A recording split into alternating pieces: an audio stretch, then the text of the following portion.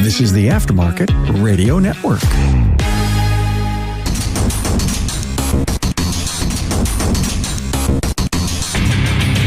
Welcome everyone to yet another episode of Diagnosing the Aftermarket A to Z. I'm Matt Fanslow, and you might as well like yourself. Just think of all the time you're going to have to spend with you. Well, if you don't think much of yourself, how can others? That and more after a word from our sponsor, NAPA Autotech Training. NAPA Autotech's team of ASE Master Certified Instructors are conducting over 1,200 classes covering 28 automotive topics. To see a selection, go to napaautotech.com for more details. I kind of have a story. I'm going to start off really not overly automotive related, but I think we end up talking very much about the culture of our profession and honestly our society, right? Just kind of reflections. This is a week or two ago. I'm at a grocery store just to pick up a few things. I don't really often feel like being violent with people. Even jokingly, I don't think I do so much. But seriously, I don't ever feel strongly about chasing somebody down and threatening them. But I did a couple weeks ago. I was at the grocery store, and usually I don't pay attention to anybody. But I was following this a mom, and her two kids. And the oldest couldn't have been 6. The other one maybe 4-ish. Both could walk, both could talk. She must have just received them or gotten them back from their father. And I don't know the actual arrangements, but this is kind of what I'm inferring, that there's 2 households and she has just gotten them back from their dads. She's talking to the kids. Honestly, if you've listened to some of the podcasts or presenters or interviews that I've suggested over the last year or so, this will seem almost scripted. And that's why it really caught my attention. And then really, really started to annoy me. And then anger. I was angry. If I think about it, I get angry. But she's talking to her kids. And what did you guys do? Oh, we were playing outside. We went to the park. We went on the swing and the slide. And they seemed pretty chipper and happy about it. And I kid you not. She's like, really? You went to the park on that day? It was so cold out. Did you have snow pants on? Did you have your snowsuits on? Did you have your coats, your hats, your mittens? Weren't your mittens wet? Did you get cold? And it wasn't out of curiosity and wonder, kind of teasing them. This was, whether she really knew it or not, was very nefarious in nature. I don't know. I kind of hope you can pick up the frustration in my tone with this, because she was not asking to just razz them a little bit. She's doing something called negative gatekeeping. I don't know if she was doing this on purpose, but what it is essentially greatly devaluing or undermining somebody without directly saying something bad. So it starts out with playing at the park on a Minnesota winter day. And it was cold. It wasn't that cold. It wasn't as cold as this week. This week we're in 0, just above 0, just below 0, single digits consistently. It wasn't that way a couple weeks ago. I'm not saying it was balmy out. It was probably below freezing, but we weren't in the teens. After a week like this week, if we hit the 20s and you drive by some elementary schools and they're outside playing, I kid you not, it'll be 20 something out and the kids will be outside playing with their coats and hats off, because it'll just feel so warm compared to the single digits, 0 degree days. And so they're out, she's talking to them about playing at the park. What did you guys have for lunch? And sure enough, McDonald's. Oh God, we had McDonald's. I had Happy Meals, and I am not advocating for frickin' McDonald's. All right. I don't know if there's anything on the menu short of water and coffee that you could consume that's remotely healthy for you. Maybe some of the burgers without any of the buns. I don't know. But evidently they got a day or two with their dad and they got to go to McDonald's and they're pretty pumped about it. And even if she had a big issue with it, why bring it up around the kids? Just take Emma aside and say, hey, you know what? I know they love McDonald's. And I'm happy that you took them somewhere that they want to go so badly. But, I don't want them really eating that junk. And you can probably come to some sort of a compromise, or maybe he just gets to take him to McDonald's because he only sees them once in a while. I don't know the specifics of their situation, but I do know what she was doing, and I didn't like it. And so they're talking about McDonald's and their Happy Meal, and the burger was so good, and they had chocolate milk, and so Dad's spoiling him. And for all I know, making up for lost time, or just wants to spoil him, or maybe he's got a game too. Maybe he's being a jerk too, and he is trying to just make it so he's the good fun parent and mom gets stuck being the parent. That could 100% be the case. I can't witness that. I just know what I saw. I know what I heard. And that she has no defense, no excuse, disgusting behavior. And, wow, McDonald's, I don't take you to McDonald's. These are the words out of her freaking mouth. I don't take you to McDonald's because I want you to grow up big and strong and eat healthy food. That's why I take you shopping and we buy good food. And, what do you like to eat? You like to eat fruits and vegetables. So let's get a lot of fruits and vegetables for you. And at this point, I know I was making noises under my breath, like, you got to be kidding me. I'm sure she had no idea I existed, and it's probably better that way. But you are basically telling those kids that their dad doesn't care about you. Not really.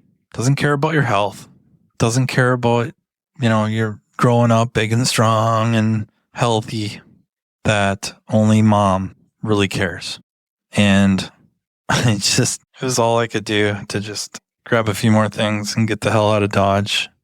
It was all I could do. I don't know what I would have said to her. The big thing was I was in my uniform shirt, and therefore I can't. Right? You can't. Maybe need to carry extra clothes with so I can go change and come back and, I don't know, make a spectacle that will go nowhere and probably garner very little positive impact. You'd like to think if you brought it up, maybe, just maybe, she or they, whoever's involved, not even the specific situation, but if you brought something up and explained what they were doing, how destructive it really was, that they'd be like, I never thought about it that way. You're right. I didn't even realize I was doing it. They'd probably just tell you to mind your own damn business. And there's something to that. Absolutely. But God, I was just shaking, angry. That's not to say again that the father also isn't playing a game and being just as nefarious. NAPA Autotech training sessions are being conducted day and night in a town near you. This training caters to every level within your organization, be it a mechanical assistant, a mechanical specialist, a technology specialist, or a driver safety calibration specialist. Imagine a one-stop shop training partner in NAPA Autotech that will lead your team to a path to greatness. Autotech's entry-level Build-A-Tech classes convert the untapped potential of your new hires into money-making mechanical specialists.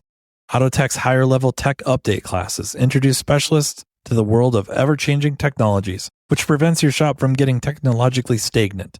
Remember, if you're not moving forward, you're falling behind. And, turning to the front of the store, the Autotech Service Advisor class is an awesome way to hone your client advocate skill set, ultimately benefiting the customer through an improved vehicle repair experience. But it doesn't stop there. Imagine an electric vehicle class that takes your specialist well past the mundane, yet necessary safety topics. Well, it's here. Autotech's EV Ready training is a week-long curriculum that takes participants through a hands-on experience involving hybrids and electric vehicles. The session kicks off with the use of PPE and proper tooling while touching on required OSHA regulations. Then, the students dive into the lab vehicles to gain knowledge of the common high-voltage components on EV and hybrid vehicles and their function. Attendees will be taken on a path exposing them to different electric vehicle manufacturers to compare component form and location. Additionally, information about Level 1 and Level 2 charging systems will be included, along with a quick look at DC to DC charging. The operation and maintenance of subsystems are explored, including the different modes of Tesla operations, and so much more. So what are you waiting for? Commit to taking your business to the next level with NAPA Autotech training. And then we get into our world and customers.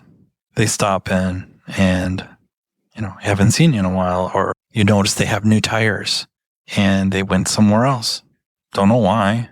Maybe it wasn't having anything to do with any disappointment in our service, your service. Maybe they had a coupon, whatever the reason. But guess what happens? Talking to the client, pulling them aside, maybe asking a couple questions on where'd you get the new tires? And then the negative gatekeeping starts.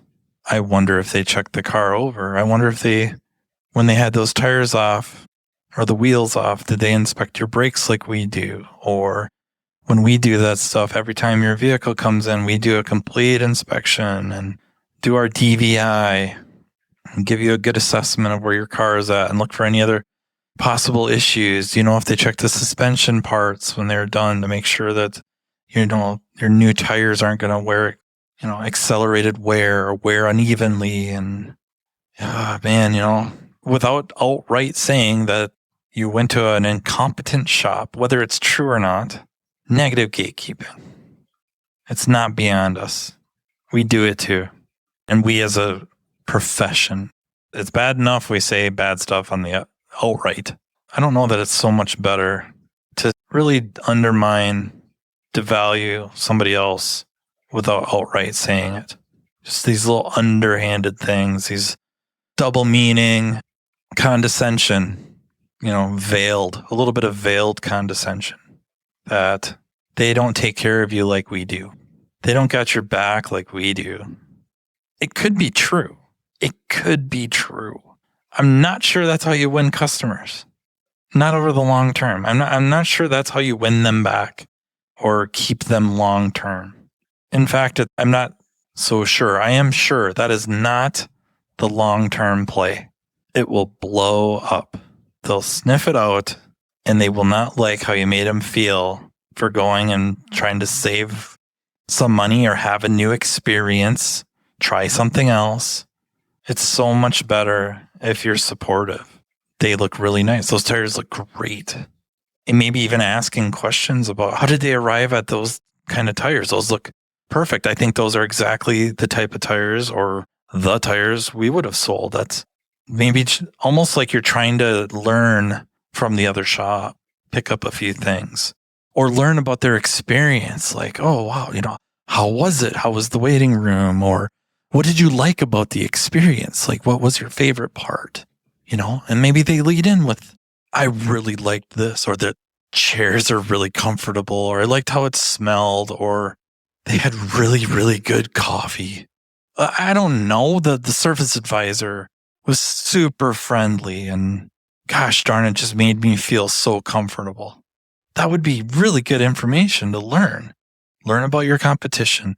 Learn about what you might be able to do better. Maybe you got to go look at what kind of coffee you're serving. Maybe the Keurig isn't cutting it anymore. You got to get different types of coffee for the Keurig or whatever you have. Or you got to step up your snack game.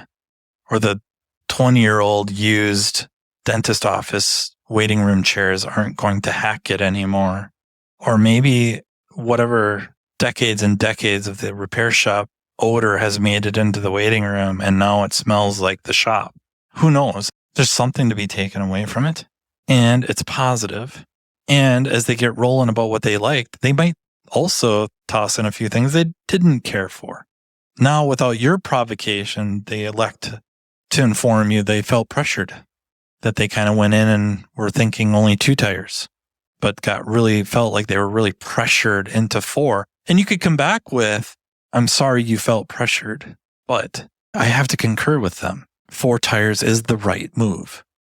And I just feel like you could be building them up a little bit. Maybe not. You're just not tearing them down, but you're a positive experience for them. You're creating this positive rapport with them about a different experience or an experience elsewhere that you're taking an active interest in wholesomely, while also maybe looking to further improve your services or service experience based off of their experience elsewhere. And now, because they feel so comfortable conversing with you about an experience that they had elsewhere, they're probably more prone to come back to your shop for everything else. They're just not going to go anywhere else. Because they could sit there and talk to you for 15 minutes, 10 minutes, 20 minutes, wherever it is, at your shop, out and about. They'll remember that. They will remember how you made them feel 100%. And you're above this criticism. Because for all you know, at this other shop, where do you normally go? This is your first time here, or we haven't seen you for years. Where have you been? Oh, I've been going to shop A. Oh, wow. And then they do the negative gatekeeping. You're just stacking odds in your favor. And I think, well, one, that's how the universe works in probabilities. And also, that's kind of about the limit of your power is stacking odds and increasing the probabilities of an outcome that you find either more reasonable or more palatable, more desirable. And you don't fall into this trap of not only devaluing somebody else, but bringing yourself along with them. You think you're propping yourself up, but you're not. It doesn't work. So yeah, let's, I don't know. I guess if you get bored sometime, just sit back and listen, especially when there's like a level of competition involved, whatever that is, between individuals. In the case of parenting, if it's a broken home, if you will, or mom and dad are no longer in the same household, finding themselves competing for the kids' affections, which is its own subject and problem, or professionals competing for business or friendly competition. Be just interested to hear what you hear. What do you notice? Especially when you really just sit back and listen and don't interject and try to listen. Don't take creative leaps. If you try not to, but listen to what's really being said. And it might blow your mind. It'll blow your mind what people are capable of saying when they're trying to play a game and win the game and don't know they're in a game and don't understand the game. Maybe even more importantly, are not considering long-term repercussions to what they're saying or how they're saying it. So yeah, if you would like to report in, I'd love to hear it. You could email me at mattfanslowpodcast@gmail.com. And I'd like to really thank you guys for listening. Thank you for another great year. Looking forward to this next year. Yeah, I love hearing from you guys. And I would also like to take a sec to thank our sponsor, NAPA Autotech Training. And also thanks to the Aftermarket Radio Network. And until next time, take care. You've been listening to Matt Fanslow, Diagnosing the Aftermarket A to Z on the Aftermarket Radio Network. Follow Matt on your favorite listening app. He's very interested in what you have to say. Let him know what you'd like him to cover and come on the show. Matt is all for advancing the aftermarket. Find Matt Fanslow on social media and connect or on aftermarketradionetwork.com.